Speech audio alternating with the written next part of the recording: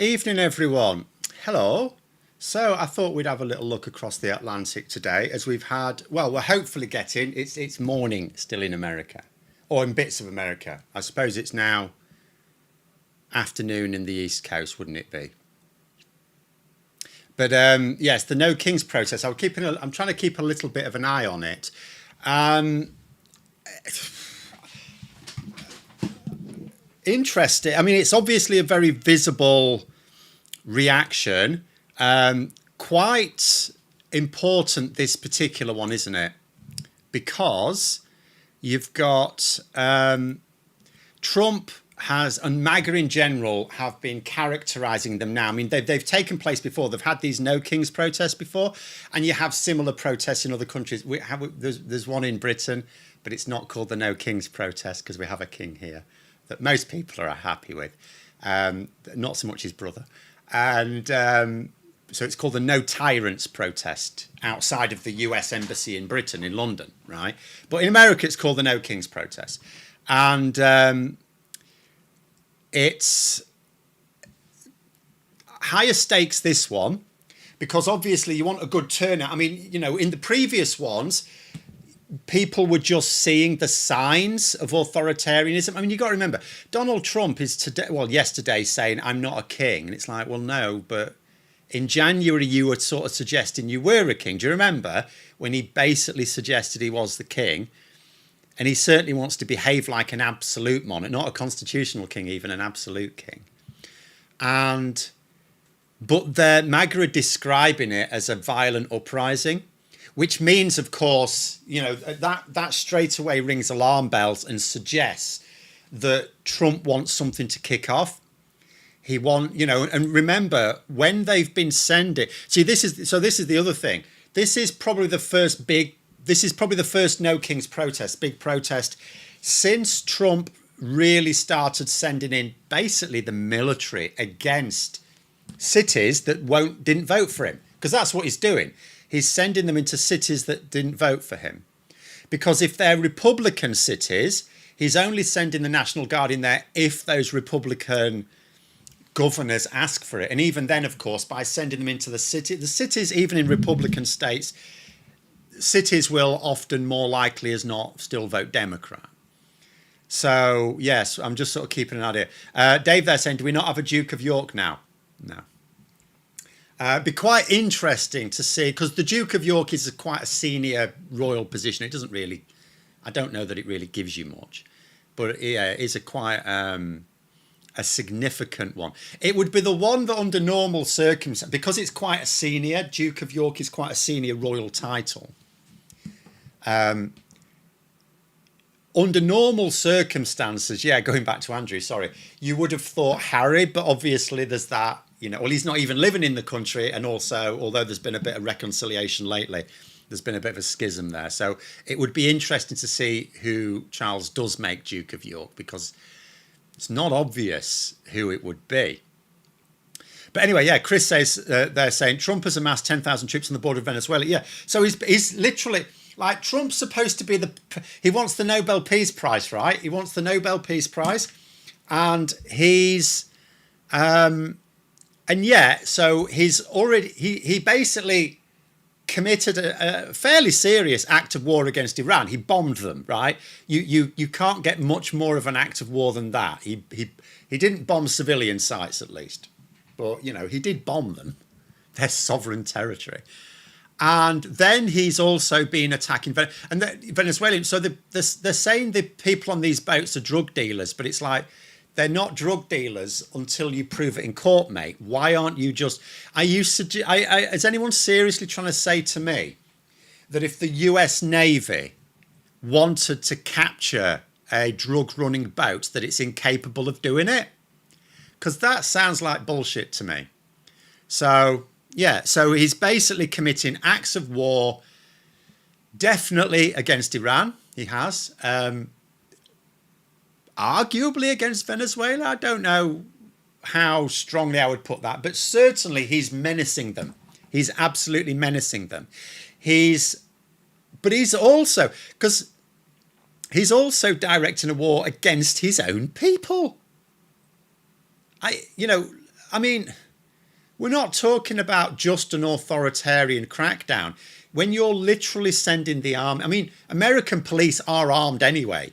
From the, like us in Britain, where, there are armed police, but they don't really. I mean, you sometimes patrol around, but your normal plods are not armed. They used to be armed with a truncheon. Now they're not armed with anything. Some have a taser. Some have a taser, and they're not really supposed to use it unless they're really desperate. So yeah, there's but so in America, the police are themselves armed and trained to shoot. They've got pistols and tasers. So sending the National Guard in, which is the military. Okay, it's not the US infantry or anything, but it's still the military. They're still basically military trained. They're not police. You are escalating it, and they've been deliberately trying to provoke people as well with again heavy-handed behaviour towards people, being deliberately unnecessarily violent with people. It's all designed to get them to kick off so they can say, there, we told you, there's this violent underbelly in our society, that's why we had to send them in. Which is why, of course, it's so important, and I've seen various people putting messages out, so important that the people who attend the No Kings protests are take their example from Gandhi and basically turn the other cheek. Like, literally don't take the bait, because it may not. If it's just being policed normally, then, American police aren't necessarily up for escalating anything. I gather there are some American police forces are not at all happy with ICE or the National Guard or anything like that in their interference. But there we go. An investigation needs opening into Andrew and Mandelson. Some of the crimes happening in the UK, stripping of titles, not enough. Yeah, well, unless they release the Epstein files, good luck with that, which they may remember. I mean, with the Epstein files, bear in mind, see, we may well end up with investigations, and it may well be, as you say, that crimes taking place on British soil are uncovered. But because with the Epstein files, there's so much political momentum behind it now. It's hard to see how Trump can stop it. It's one of those things, isn't it? The Epstein files is... So I may do something on this week, but there's so much stuff kicking off. Did anyone see earlier this week? So Pam Bondi, who is the Attorney General, and she faced questions in Congress, congressional questions. And at one point, she was asked, I'm trying to think of it, someone remind me, she was asked something like, because she's been reviewing the files, right? So she's had lots of FBI agents and so on. She herself is not in charge of the FBI, that's Patel, but what's his name? Kash Patel or something? I can't remember his name. Can picture him. But nonetheless, she's been involved, right? Because it was supposedly her job to then release the files, and then she's gone, oh, there's no in there, it's not worth it, mate. So she was asked directly if she was aware of, in the Epstein files, photographic evidence, photos basically of Trump with semi-naked ladies, right? And she didn't say no. That was an easy thing to say no to, isn't it? Because if she's going to try and suggest that Trump is not mentioned in the Epstein files in terms of like the criminal side of it. Obviously, we know he had a close relationship with Epstein. A lot of people did. Not everyone who had a close relationship with Epstein will themselves have been involved in his criminal activities. So they're trying to suggest that Trump, may have been neighbours and maybe have good friends, but not involved in any of the dodgy stuff, right? So all she was asked is, are there any photos like that? And she didn't say no. She actually just went on the attack and attacked the I think he was a senator that was asking the question, but the person there anyway, the politician, the legislator, who was obviously a Democrat. She just went on the attack against him. And you think to yourself, why not just say no? Why not just say no? Even if she's lying, right? Because who really believes that she cares about lying unless she thinks she's going to get caught? So that's what that told me, because that's easy, isn't it? If you're trying to say there's nothing in the Epstein files worth releasing, and certainly nothing with Donald Trump involved, to that question, you would just say, no, I haven't seen. And all you have to do is say, I haven't seen anything like that. Because then you're not even really denying that there's anything like that in there. You're just saying, I haven't seen it. Like, politicians do things like that all the time. Why couldn't she do that? The reason she couldn't do that is because in her head, she thinks at some point these are going to be released. And she doesn't think she can sterilize them first, because that's what they're trying to do. We've known this for months. They've actually been, there's allegedly, obviously no one's announced it officially, but allegedly FBI agents have been like seconded for trying to like redact references to Trump in the Epstein files, so that if the political pressure is there to force their release, then it's like they've already created a doctored version of it. But there we go. Fazilla there saying, yeah, DSC, Santos got jail time commuted, perhaps the only person to lie more than Trump. Yeah, and Trump, what did Trump say to him? Have a great life. Yeah, he went down for massive fraud. He's been really... I mean, let's counterpoint that, Fazilla. Let us counterpoint that. So, Trump has released all of the January 6th insurrectionists, people who literally assaulted democracy in the most overt way possible. In the most overt way possible, right? So he commuted their sentences, so they're free. Apart from one, apparently, there was one, I gather, a woman who, when it was suggested she was being pardoned because she'd come to some sort of revelation, maybe the only one who deserved to be released, actually said, no, I've done wrong, I should stay here. So I seem to remember reading that one woman refused the pardon because she'd come to some sort of awakening and realised she'd done wrong. So maybe she was the only one who should have actually been released. He let off that sheriff, didn't he? That dodgy sheriff. He was banged up for about 10 years. A few months later, I mean, he was imprisoned, wasn't he? I think last December or something. It was pretty much one of the last big, MAGA people to be sent down before Trump was inaugurated. So he should have been in prison for like 10 years. He's out. He's gone. And yeah, Santos as well. So Trump is releasing not just criminals who are pro-MAGA. He's not just releasing his supporters or friends, right? But we're talking about really serious crimes they went down for. We're not talking he's going around commuting relatively minor sentences for people who just happen to be MAGA supporters. You're talking quite very serious crimes, in some cases murder. Remember, people were killed. Those insurrectionists killed people. They murdered. And they attempted to murder the vice president as well as anyone else that was protecting him, right? So I'm not saying all of them went with murderous intent, but some of them did, because some of them did murder. And so they've been released. But at the same time, he's indicted, is it Letitia James, James Comey, and now John Bolton, right? Now, what for? You know, the lawyer because she prosecuted Trump a couple of years ago, right? Didn't like it. Comey because obviously he's called out Trump's corruption, and John Bolton because he's written a book critical of Trump. John Bolton was he his defense advisor? I think he was a senior advisor to Trump during his first term. I think was it on defense and foreign affairs? He's saying vengeance politics, 100% vengeance politics. And he's openly vengeful. Oh, Aubrey there saying, on my way to King's, Bondi was under oath. If she lied to the Senate, she would have been subject to prosecution.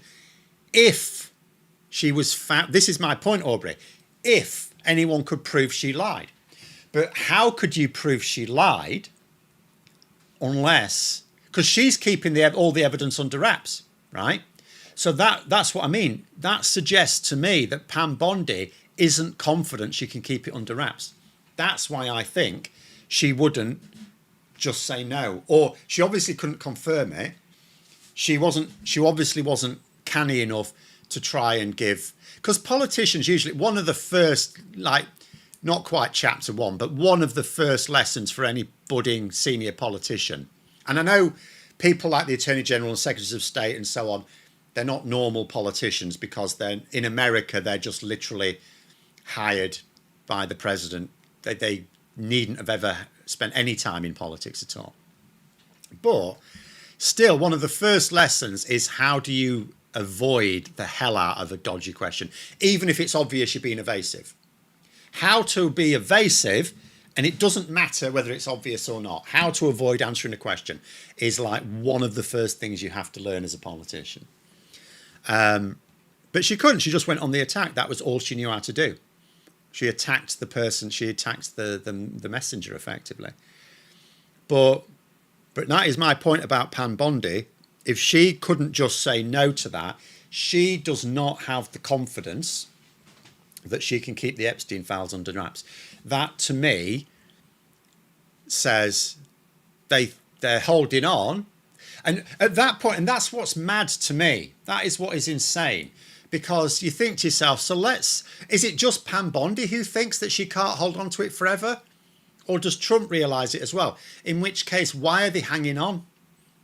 Why don't they, like Trump would, if Trump had actually released them, he would have got credit for that, right? So, but going back to the original point, of course, if he does release them, there's a lot of people in the shit. A lot of people. Republicans, Democrats, and yeah, people who have senior positions in public life in other countries, including Britain. But obviously that's not of any interest to Trump. Trump must be hiding them because the people who, I mean, we don't know, we can only speculate. The people who will likely be in trouble will be, well, one, Donald Trump, but maybe even others that's important to Trump.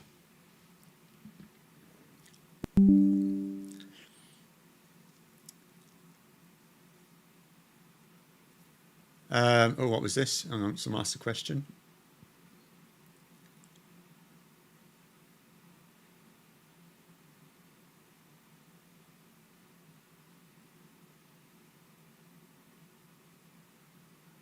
Oh, sorry, no. Sorry, just something else there.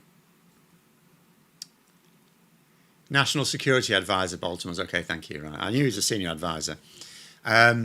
So he was in Trump's top team in his first. Although there were a lot of people in his top team he now doesn't like because he sees them now as having held them back, and that's what amazes me as well. Like back in January, February time, after it was quite clear that Trump was literally going to go doolally. People have been warned about it anyway, but no, there's some people who didn't believe it. That included some Republicans. You know, I saw reports in American media of, off the record, of course, but Republicans in Congress who were saying they thought Trump's second, and you know, they said, well, we know he said a lot of stuff, but we thought he'd calm down once he won. And I was thinking, what planet are you on? Why would you have thought, like, they didn't believe all the Project 2025 stuff. They thought he'd just be like during his first term. But it's like, well, that's mad, because like when Trump became president, when he won the election in 2016, became president in 2017 for the first time, I mean, okay, there were some legal cases going, but no one really thought Donald Trump was heading for prison or anything like that, you know. But by the time of the second campaign, it's that second campaign that saved Trump. If Trump had not won that election last year, he would now be in prison. He would now be in prison. You know, he was being sentenced. Remember that the sentence for the most serious offences were delayed until after the election because no judge wants to, like, it was basically a case, wasn't it? He'd already been convicted and the crimes were serious enough to go to prison, but no one's going to try and imprison the president-elect, right? So the judge postponed sentencing until after the election. And then when it came back, the sentence was basically, well, you're going to be president, so I can't do anything. Whereas if he had lost, he would have been in prison. That would have been it. He'd have gone to prison. And that would have been the end of him. Wouldn't have been the end of MAGA necessarily, but it would have been the end of him, wouldn't it? But I am curious about Pam, because Pam, that says to me, as I say, Pam Bondi does not think she can hide. And it means it's not just that she thinks the Epstein files are going to be released. She specifically thinks the Epstein files are going to be released with photographs of Trump with semi-naked ladies. And when I say ladies, I mean probably girls. Probably. Certainly according to American law. Right? So...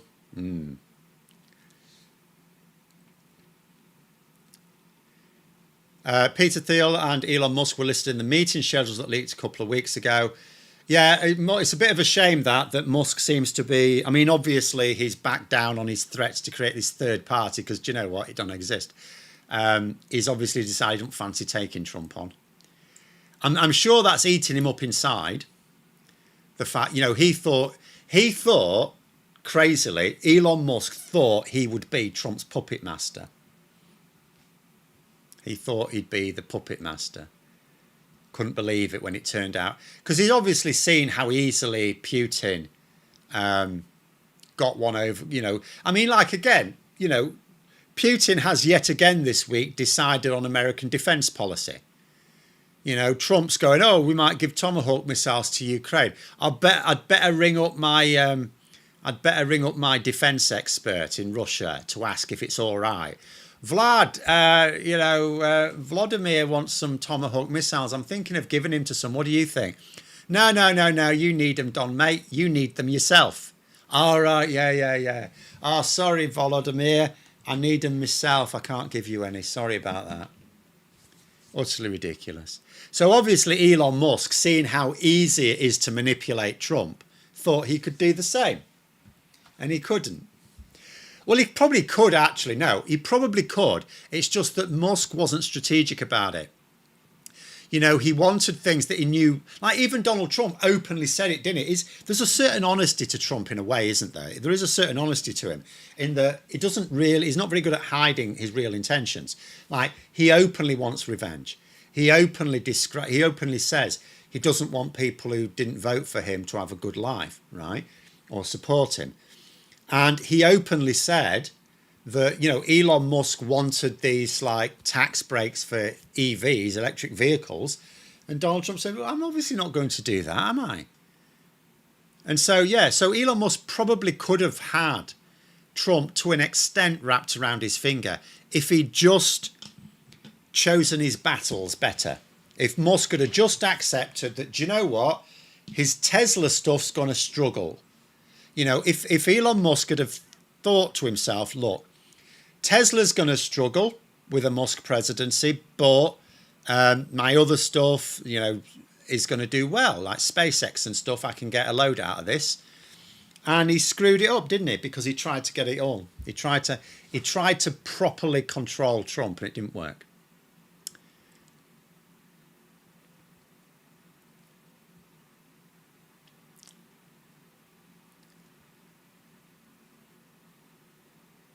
Santos now doesn't need to pay restitutions. Oh, is that right? Okay. Didn't realise that was part of it as well. I thought a pardon was just literally like a commutation of the sentence. I don't know. I suppose it's different. I don't really know about... We don't really have pardons very often in Britain, so I'm not an expert on exactly what a pardon means other than you go free. But anyway...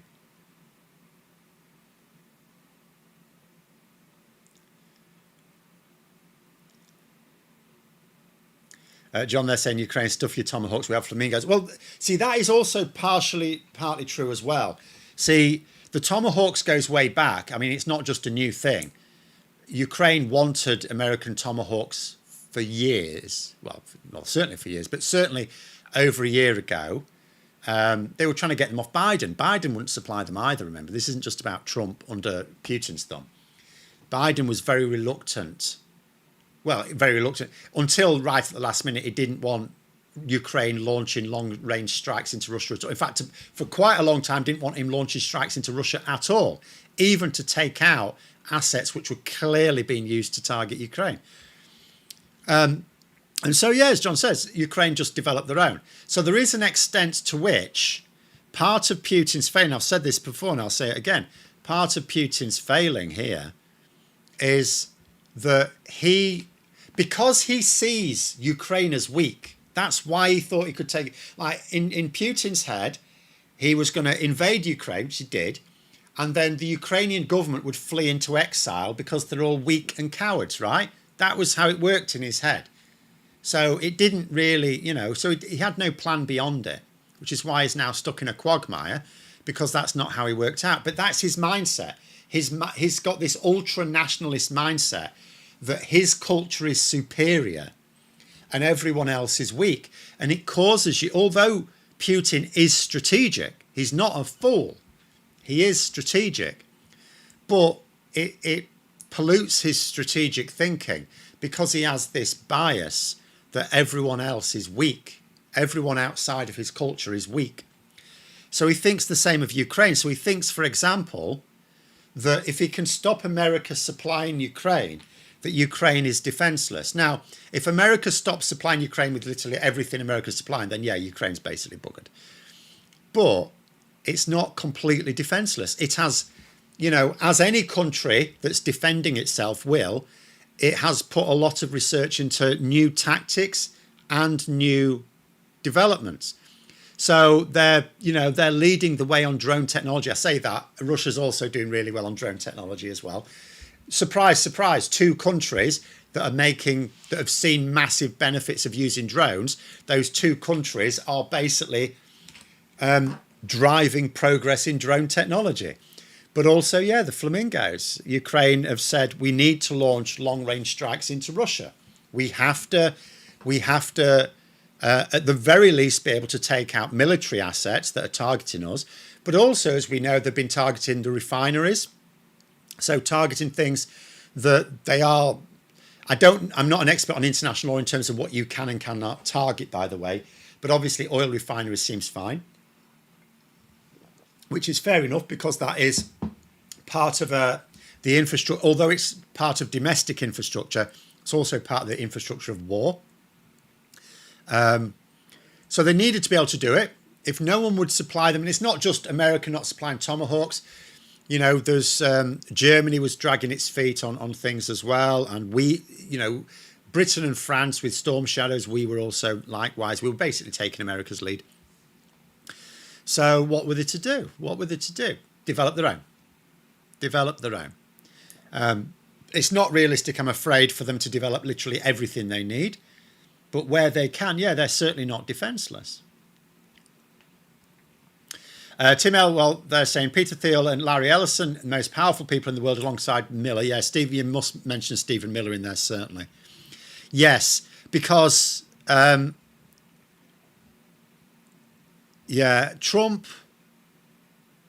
if Trump was organising everything, if Trump was the brains behind MAGA, MAGA would not be anywhere near as serious a threat. He would be failing really hard. And they are failing. They're actually failing really quite badly in a lot of areas. For example, I'm not sure whose idea indicting like James Comey and Bolton are. I don't know who's that, because they're not going to win, are they? Like, there may come a, like, there's certain things that what Trump is doing is pushing the boundaries, normalising things, like the deployment of the National Guard. I get the strategy behind that.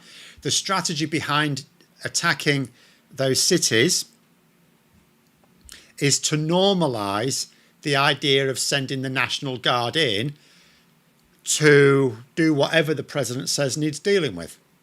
So that, I'm saying about the question about the song earlier. I'll answer it in one moment then. So that and I've said this is about the midterms next year, right? Trump is about as popular as a fart in a broken lift. A really bad, like one of my dog's farts, like that bad. And the Republicans are going to get crucified in the midterms next year. If those midterms go ahead as normal. Now, I don't think they can be cancelled. Although people did worry when Trump mused on the idea of if you're at war, elections can't go ahead. It only counts if you yourself have been invaded, though. Maybe someone needed to make that distinction to him. The reason why Ukraine can't hold elections is not because they're at war per se. It's because they are being invaded. That's the key thing, right? You know, America has been at war in the past and held elections because, you know, if America itself is not under attack, then that can happen. But the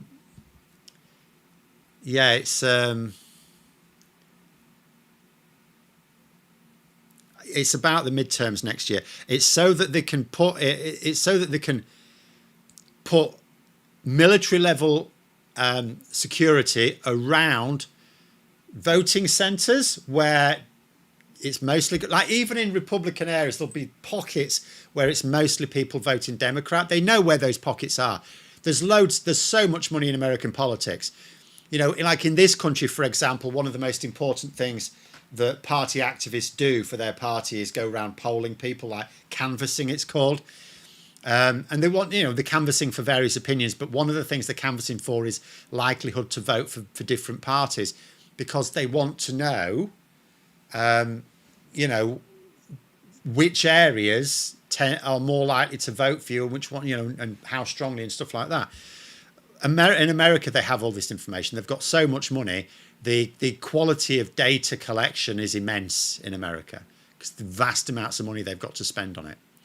So when I say, for example, that the Green Party, one of the areas where the Green Party and Reform UK will struggle is in getting that information themselves, finding out where different types of voter live, specifically like down to the street level, knowing street by street what are the types of voters in those streets. They'll struggle because you need a massive activist army, and then you need very expensive data analysts and scientists to work it out for you, right? And like smaller parties that don't get as much in donations, they can't afford to do that. In America, they can afford to do it in spades. So that's what they're after. They'll know where to send the National Guard to, and so the first phase will be, because it's like here, isn't it? You can do postal voting, but you're basically you've got a certain amount of time to vote, and then when the time's run out, if you're still queuing, sorry, tough, right? So the aim will be to crowd people out in those areas, to put so much security there that it takes too long to process all the voters, so you can't get as many people voting, right? So you hit the Democrat voting areas like that. They may even, I say, I do not rule out actually taking voting machines, suspecting fraud, taking the voting machines and then actually implementing the fraud. MZ's mentioning the gerrymandering there. Yeah, we know the redistricting, as they'll call it there, but yeah, we know about that. Going back to that question about the song earlier, I've actually forgotten what it was. Sorry, hold on, let me have a quick look again.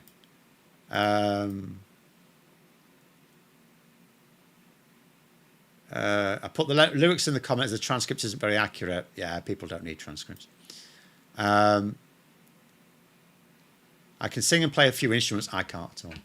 I'd like to cover it at some point if it's all right with you. It's a fantastic song, but I'd like to play it. Yeah, I'm not. That's fine.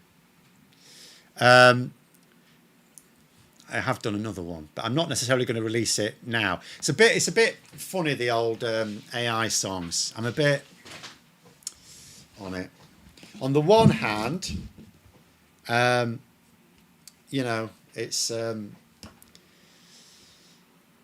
bit of fun. It's nice fun, doing little spoof ones, and it's not exactly going to storm the charts. I don't think I'm going to like ruin any musicians' careers. But at the other end of the scale, AI. I wouldn't mind, for example, if AI was banned from basically mimicking creatives, shall we say? I wouldn't mind that at all, but they're not doing. So AI is basically a threat to everyone. It's a threat to me. It's a threat to me more than musicians in some ways.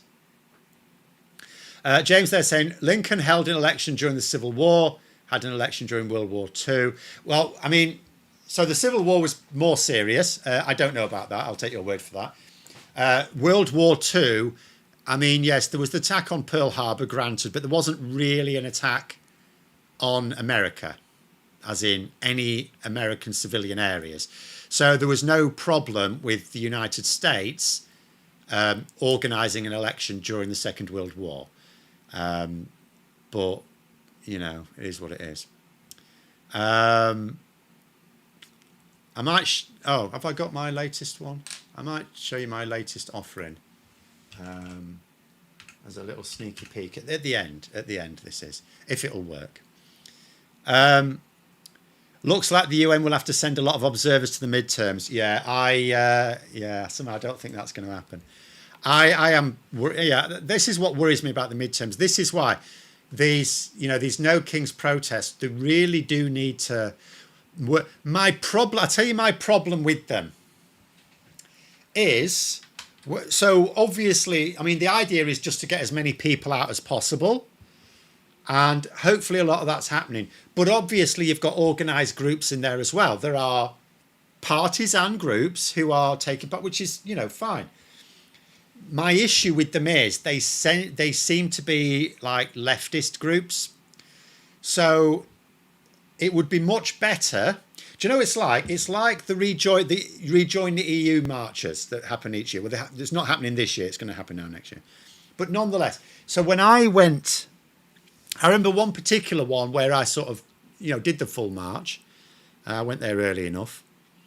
And I was in this march, and there was obviously most people were just there saying we want to rejoin the EU, right? They were just pro-EU, anti-Brexit. But there were some other groups in there as well, some individual groups where, they're a group for something else, but they're also aligned with this, and that's fine. But what I noticed is there were no conservatives, or no one that was openly conservative. There were no conservatives against Brexit or Tories against Brexit, which to me was a massive problem, because you want something like this to not be partisan or you don't want to feel that you're just representing one section of society. You want to feel that actually this is something that people across society can support. And it's the same thing here. It's the same here, isn't it? If it's largely groups who are anti-Trump anyway, it loses a certain amount of power. It'd be far more powerful. And I wonder to what extent they're trying to persuade. I mean, that's what I would ask. Are these groups that are trying to organise these No Kings protests, are they actually trying to persuade Republicans? Like you have the Republicans against Trump, don't you? That's a group, Republicans against Trump. Are they prominently there? I know they're publicising it, but are they really part of it? That's what you want. You want groups like that to be part of it, so that then it's harder. See, you've got different levels here. First of all, if you have loads of people, I mean, we won't know how many people are going to take part. Hopefully millions across America. But if you have loads of people taking part, that's very visible. That's a visible sign of discontent with and remember, because they're not protesting against Trump specifically, they're not wanting Trump, they might want Trump deposed, but they're not calling for that. They're just calling for him to stop his authoritarian slide, right? They're not calling for him to be removed from office, as far as I know. They're calling for him, or they're calling for others, they're calling for the Supreme Court and Congress to stop him abusing his power. And that's something that can appeal to a lot of people. But if you see it, if you're looking at it as a neutral or whatever, and you see it's all the sort of groups that are traditionally against Trump anyway, it looks partisan, and it ideally won't do. Could do a charity Christmas album, proceeds to charities in Nijensky constituency. I don't think it'll get that many views. I have been thinking to what extent, should I do like one a week, or like, do I do a couple a week or something like that? Because all you really need to do it is you just need an idea. A bit of time, like, I mean, anyone can just say to AI, do me a song about this, and it'll do it, right? Doesn't necessarily mean it'll be any good. But yeah. But even if you spend an hour on it, I could easily do 2 a week, easy. They wouldn't all be good. It might be none of them are good. But, John was saying Britain was still at war with Japan, but as someone else just pointed out there, we weren't directly. again, they weren't threatening the UK. They were in a different continent entirely. So that's the key thing about war and elections.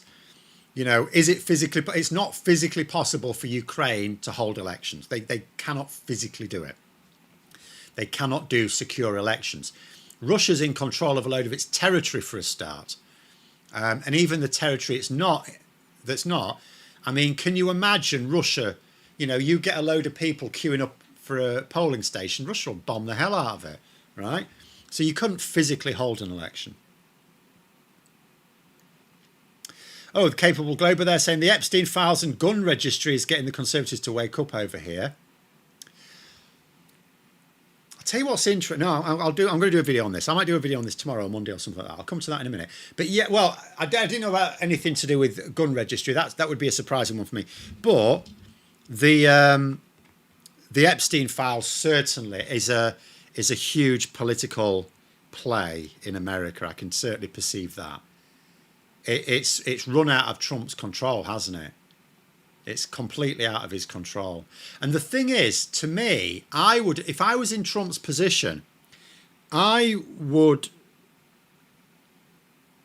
to keep coming back to it because I think it's just for me, it was just such an eye opener.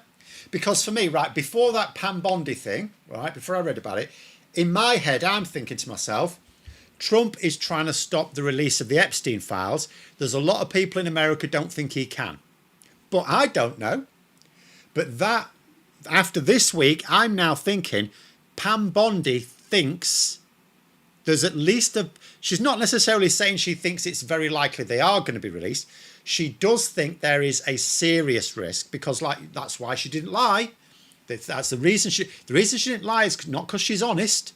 It's because she thinks there's an unacceptable risk that she would get caught out in that lie, which means she thinks there is an unacceptable risk for her that the Epstein files are going to be released, and it will include pictures of Trump with scantily clad minors.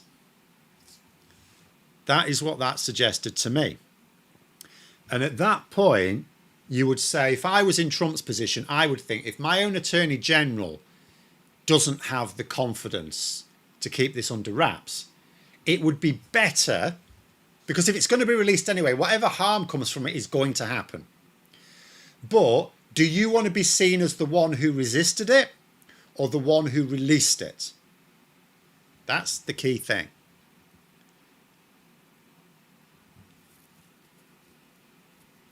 Oh, David there saying, actually, I did have a talk with a group of Conservatives at the main anti-Brexit march who were there supporting Remain as well. So, yeah, I mean, I would like to think there were some there. I mean, we know there are some Conservatives, like Michael Heseltine and Dominic Grieve are big in the European Movement UK, right? Which obviously existed before Brexit, but it is now, its main work is trying to reunite us with the EU. Therefore, its main thing at the moment is being anti-Brexit. But I didn't see I didn't see any visibility of it. Like, there's other people there, they've got their banners, they've got their placards and stuff explaining who they are. Some of them just have messages on, of course, but some of them explain who they are. Because if you're part of a group, you take something along that basically says this group stands in solidarity with this message. That you see that in protests all the time, where you've got an organised group, they take something along that says we're here, right? I saw nothing, and I looked as well. I specifically looked. I saw nothing identifying anyone as Conservatives. So there was no great visible sign of it being Conservatives against Brexit as well. Many things to remember about fascism eventually always fails. I don't think it always fails. I do think the key thing is in a population that won't accept it. Because, I mean, fascism's one of those things. It is quite tricky to define it exactly. In terms of the main characteristics of fascism, I would argue that Russia, for example, has been sort of fascist or close to it for a very, very long time. And I think it will be for a long time to come. And I know fascism isn't just the absence of democracy, but when you look at a lot of its features, like, for example, cult of personality is a strong feature of fascism, not being allowed to criticise the government. I know authoritarian governments in general don't, but you can criticise, for example, the Chinese government much more easily in China than you, as long as you're not in Hong Kong. Don't do it in Hong Kong, for God's sake. But in mainland China, you do have to be a little bit careful. It's not exactly liberal, but it's much easier to criticise the government in China on certain issues than it is, in a traditional fascist state. But America don't like it. As soon as Americans see what's happened, I think they will fight back against it. So I do think fascism is doomed to fail in America, just like it will always fail in Europe. Ever since the Renaissance in Europe, we have, throughout most of Europe anyway, we have railed against that sort of thing. So it will always fail in Europe eventually. But as we know, it can take a generation or more to fail, and it can do a hell of a lot of damage. But, in America as well, America didn't have the Renaissance. But in fact, I was talking about this with some people recently as well. America, of course, it's like Europe, but without the Renaissance. That's why it has, we were talking about like the differences in how in America, populists can try and project their message as in it's what Jesus would do, even though very evidently it's not. But they have that really weird relationship with religion, which is totally different to Europe. And I don't just mean because there's atheists in Europe, there's atheists in America, right? But of the religious people, of the Christians specifically, because they don't really target too many other groups, sometimes Jewish groups. But of the Christian groups specifically, the sort of stuff they pull in America wouldn't work on Christian groups in Europe because, of course, we had the Reformation. And what sort of the people that lead Christian messages in America, they're the people who fled Europe to get away from the Reformation. So there's a big, but nonetheless, where they are similar is Americans like their democracy. And, American democracy didn't happen gradually like in Britain, century by century, bit by bit. It just sort of kept advancing in this country. There was no one moment when we went from no democracy to democracy. We've had democracy of a sort. It was just, we had a really small acorn of democracy and it grew into like a big oak over time, grew very gradually. Where in America, there was that going from monarchy. Well, they call it a monarchy because Britain was but Britain was also a democracy, but they didn't get a vote, of course. So from their point of view, they were ruled over by a king. It's not quite true, but from their point of view, it made no difference. So they went from being ruled over to deciding who should not rule over them, but manage their affairs. And they've had that for a long time. So I think, in America, I do not see fascism lasting. But it can still do a hell of a lot of damage in the meantime if it's not, if you don't nip it in the bud quickly. Agree with this analysis. We're so used to freedoms of democracy, it doesn't last like a dynasty for most Western nations. Just the way it's ingrained into American democracy. And this idea is, you saw it had a very negative connotation where, for example, after the Second Gulf War, Iraq, where America thought, what you need is democracy. We'll give you democracy. It's all marvelous. And they didn't actually think to themselves what sort of system might suit Iraq. It was, our system's the best. Why wouldn't you want that, right? So that was a very negative thing. They don't understand that what works for them or what they're happy with isn't necessarily what others would like. But here's where it could be a positive, because a lot of Americans at the moment, of course, they don't see the danger, or at least they don't see the danger to themselves. But at some point they will. The thing about fascism is when it takes hold, even its supporters are brought under the cosh. You just take people out groups at a time. There'll come a point where if Trump gets his way, or Stephen Miller gets his way, however you want to look at it, they'll realise that they're slaves, that the elections don't mean anything.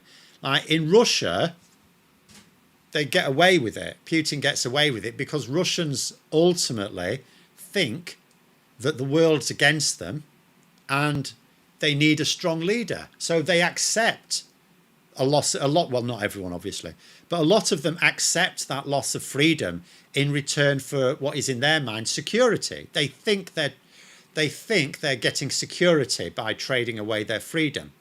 Whereas in America, I don't think that'll be the case because Trump won't enhance their sense of security. So he won't actually give them anything that's worth sacrificing their freedom for. So because like a lot of Russians like know they're sacrificing their freedom, they get that.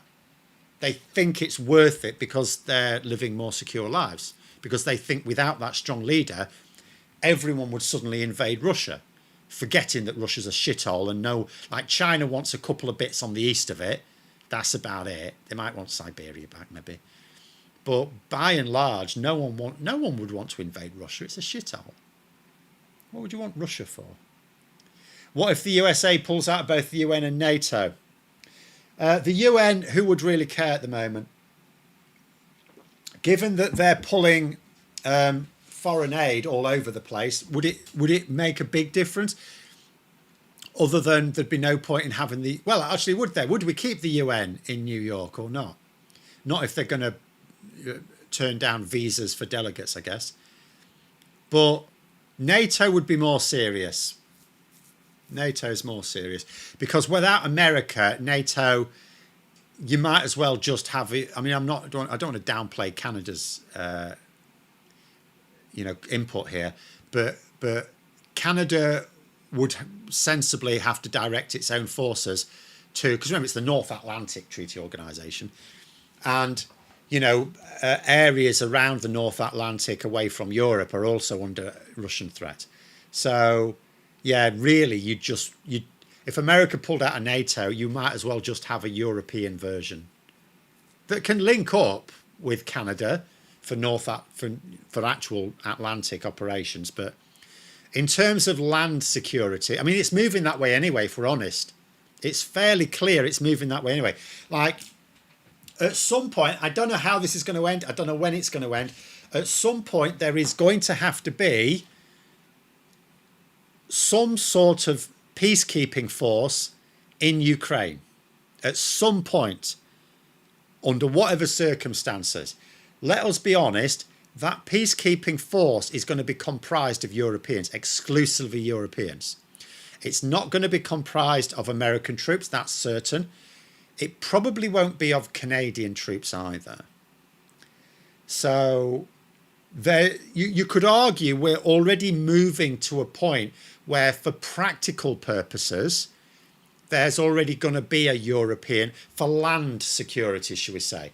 Now, it looks to me like you're going to have NATO that's going to largely patrol the seas, and Europe will manage its land defences and airspace, is how I would see it.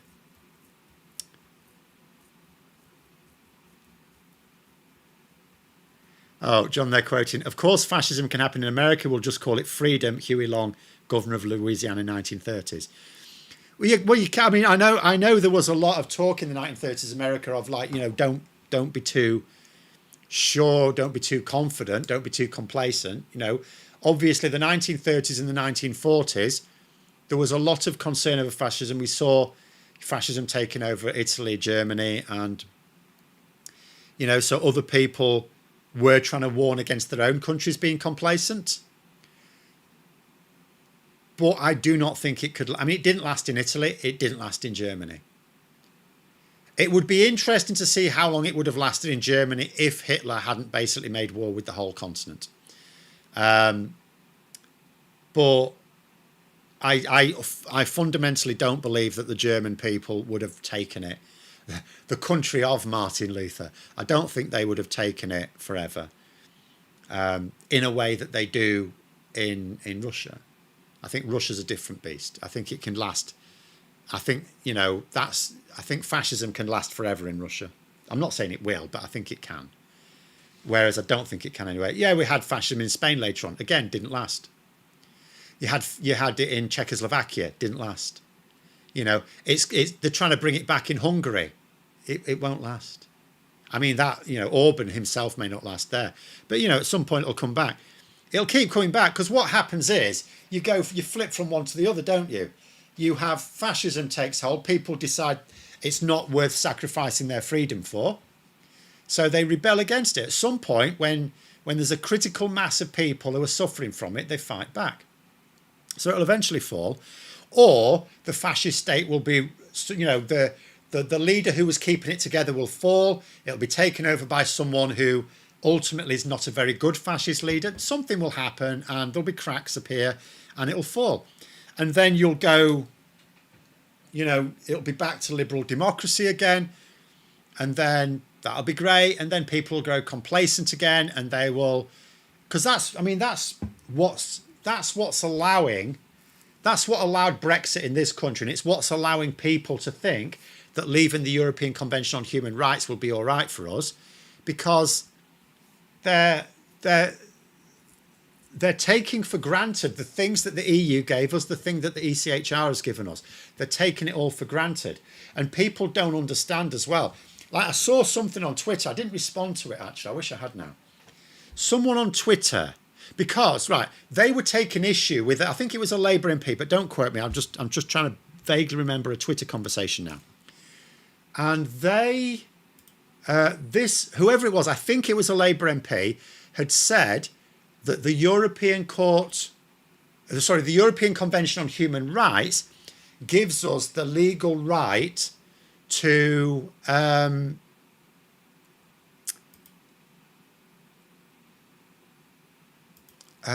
trial by jury. Okay. Now this person disagreed. They said, hang on a minute, we've had trial by jury for centuries. And it's true, yes, but we've not had a right to trial by jury for centuries. And I looked this up just to be sure. I'm sure I was right anyway, but just to be sure, I did look it up, right? And so although trial by jury sort of came in the 12th century or something, 13th, 12th century, and there was mention of it in the Magna Carta. Obviously, we know that the Magna Carta ceased to be valid before the ink was even dry. But there was no legal, although we had trial by jury, because we used to have trial by, was it called ordeal or something? It was like a church-based thing. Blackadder, Witchfinder General type stuff. Like jump off a cliff and see if God saves you type thing. That was your trial. So then it was decided that's not really a very good way of trying someone, is it? So then you have trial by jury, but it didn't become a legal right until the European Convention on Human Rights. And looked up and it's absolutely true. It's absolutely true. Now, it was added into domestic law in the 1970s, but we'd already had the European Convention on Human Rights there. So the European Convention on Human Rights is indeed what gave us the legal right to trial by jury. And the important thing is this. If a future government ever wanted to take away our right to trial by jury, for the most serious crimes, of course, you don't always get tried by jury, then with the European Convention on Human Rights, no future government can take away that right. But if we leave the ECHR, it doesn't matter that we've got a right in domestic legislation. They can repeal it. And they can repeal it really very quickly. So... But the thing is, the thing that allows people to think it'll be all right to leave the ECHR is they forget, they don't know what's in it. And because they've gotten used to it, we've had it in place for so long that people have grown complacent. They've forgotten what life was like before it. Anyway, let me just have a... before 1986, you did not have a right to legal advice if you were arrested. Oh, I didn't know that. But there have been a lot of rights that have come online in my lifetime that I am aware of. Right, I'm just going to see if this will work. Just as a last little thing. Now, there are 2 versions of this, and I have to say that what I'm going to play you, if it works, is not my favourite. The one I actually release may be a different one, which is why I'm going to release this one, because it may be the only time you hear it. It's about Robert RFK Jr. and his anti-medical crusade. So I'll leave you that one, if it works.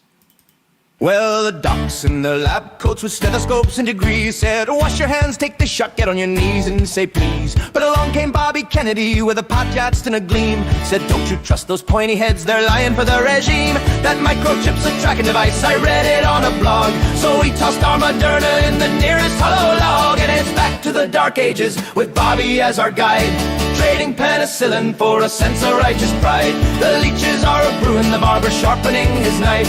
We're living Bobby's dream now for a shorter, pliggier life. Oh, the Black Death is back, and it's a heck of a ride, thanks to the medical wisdom of RFK Jr.'s inside.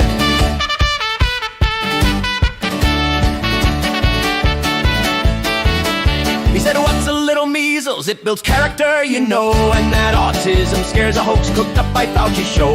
So we canceled all our checkups, let the kids cough and sneeze, and treated whooping cough with thoughts and prayers and herbal teas. Now the town criers shouting, bring out your dead again, while Bobby's selling tinctures made from moss and ballpoint pen. And it's back to the dark ages with Bobby as our guide, trading penicillin for a sense of righteous pride. The leeches are a brewing, the barber sharpening his knife.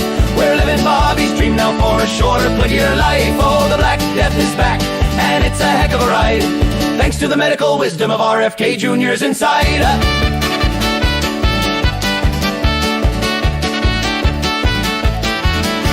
My face is looking lumpy, got a case of the king's evil. My humors are unbalanced, it's a truly grievous upheaval. We bled old Uncle Marvin just to balance out his bile. He didn't get much better, but he's got a great new smile. The rats are in the rafters and the plague boils on my neck, but at least my 5G reception, friends, is perfect. Go and check. And it's back to the dark ages with Bobby as our guide, trading penicillin for a sense of righteous pride. The leeches are a brewing, the barber sharpening his knife. We're living Bobby's dream now for a shorter, pliggier life. Oh, the Black Death is back, and it's a heck of a ride, thanks to the medical wisdom of RFK Jr.'s inside.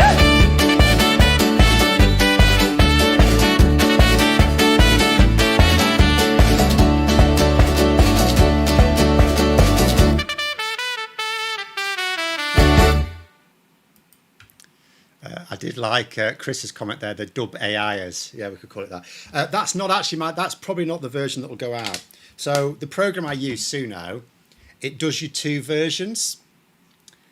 You put your lyrics in, you tell it what sort of style you want, right, and stuff like that. And then it produces 2 versions. And that's not my favourite. So I show that one there because this may be the only place it appears. It may come out tomorrow evening, the other version. There's what I prefer the other version. So we'll give it a go. But I am a bit, it's one of those things. I'm thinking to myself, I mean, I could absolutely do several of these a week, maybe. I mean, I wouldn't do them just for the sake of it, but, you know, if I had ideas, but there's plenty. Right. I don't know. I'll give it a go. But I will put it on you. I'll put that one on my channel for the 3rd video. It'll be at 7 p.m. UK time tomorrow, but it won't be that one. It'll be the same song, different, because I prefer the other one. I listen to they both sound fine to me, but the second one's a bit slower. It's not quite such high tempo, but I think it's better. But anyway, there it is. Thanks for coming on, everyone. I'm going to keep watching the No Kings process and see that. Did I write the lyrics? Oh, mostly no. So what I do, I wrote more of the lyrics of the other one, the Nigel Farage one. I wrote more of that. But no, I'm using AI for that as well. What I do is I give AI, for that one, the RFK, for the Nigel Farage, I did more of it. So I got AI to pad it out for me, and then I changed it.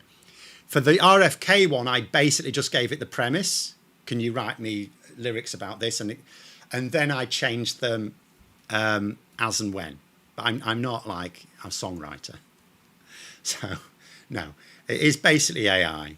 The lyric, even AI takes it takes the senior credit even for the lyrics. But it is there. It's not mentioned the worm inside his brain. No, it didn't do that either. But there it is anyway. Thanks for coming on, everyone. Have a great rest of evening. And until next time, I'll see you later.